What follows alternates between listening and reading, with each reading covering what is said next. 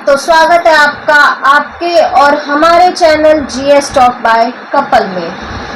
मैं हूं अर्चना और मैं गुलशन। और आज हम बात करेंगे 15 अगस्त के टॉपिक पर।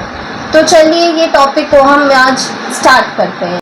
हर साल 15 अगस्त आता है और हम आज़ादी का जश्न मनाते हैं, लेकिन क्या आपने कभी ये सोचा है, हम गुलामी से तो निकले, पर क्या वाकई स्वतंत्र हो पाए?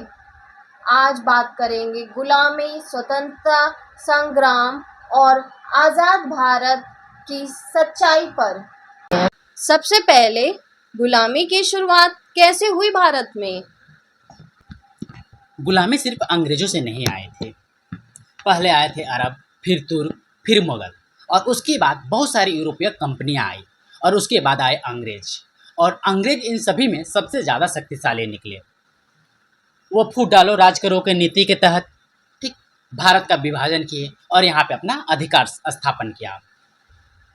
असली असली गुलामी तब शुरू हुई जब हमने अपने स्वाभिमान को खो दिया और विदेशी हुकूमत को अपना भाग्य मान लिया। ब्रिटिश ईस्ट इंडिया कंपनी व्यापार करने आई थी, लेकिन 1857 आते आते वो हुकूमत करने लगी और हम देखते रह गए। 1857 को सबसे पहला स्वतंत्र संग्राम कहा जाता है। क्या ये सच में क्रांति थी? हाँ, एक क्रांति थी, पर बिखरी हुई। झांसी की रानी, बहादुर शाह जफर, नाना साहेब, तात्या टोपे और मंगल पांडे जैसे वीर बहादुर सब लड़े, पर कोई एक आदर्श या साझा उद्देश्य नहीं होने के कारण ये धर्म जाति क्षेत्र के नाम पर लोग बढ़ते रहे। गांधी जी के आने के बाद क्या बदला?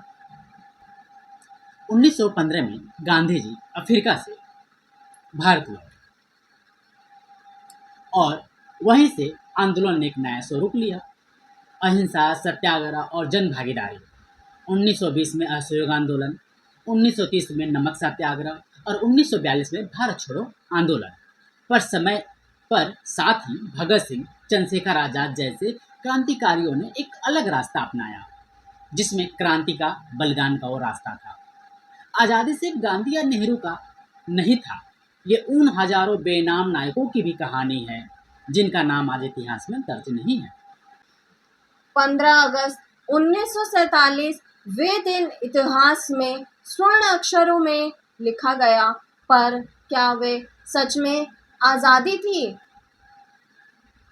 नहीं, वो दिन आज़ादी के साथ साथ बंटवारे की चुभन भी लेकर आया था। 10 लाख से ज़्यादा लोग मारे गए, करोड़ों लोग विस्थापित हुए और महिलाएं अपमानित हुई। दंगे, डर और खून से लथपथ भारत ने जन्म लिया। हमें आज़ादी मिली, उसकी कीमत असंख्य प्राणों ने चुकाया।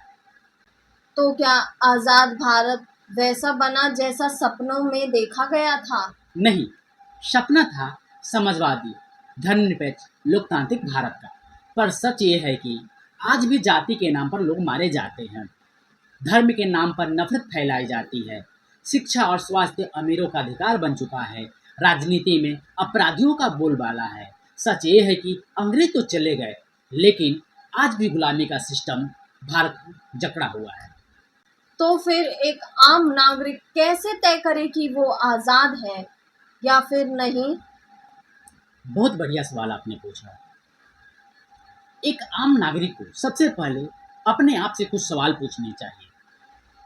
क्या बिना डर के मैं अपनी बात कह सकता हूँ? अगर कोई नागरिक बिना डर के अपनी बात को रख सकता है तो समझिए वो आज़ाद है। अगर किसी भी सच्चाई को सामने लाने में उसे डर लगता है तो समझिए उसकी आज़ादी खतरे में है। क्या कानून सबके लिए बराबर है? क्या मेरी बहन या माँ या बेटी समाज में सुरक्षित महसूस करती है? क्या मेरे सपने अपने हैं या वही कर रहा हूँ जो समाज, परिवार और सिस्टम ने हमारे ऊपर थोपे हुए हैं? क्या मुझे अच्छी शिक्षा और अच्छा इलाज बिना भेदभाव के मिल पा रहा है? क्या मैं बिना डर के वोट दे सकता हूँ? यदि जवाब है हाँ, तो आप आज़ाद हैं। यदि जवाब है नहीं, तो आपकी आज़ादी अभी भी खतरे में है। अगर हम पूरी तरह आज़ाद नहीं हैं, तो क्या शिकायत करना काफ़ी है? नहीं, शिकायत से व्यवस्था नहीं बदलती, भागीदारी से व्यवस्था बदलती। हमें आज़ाद भारत को बेहतर भारत बनाना है।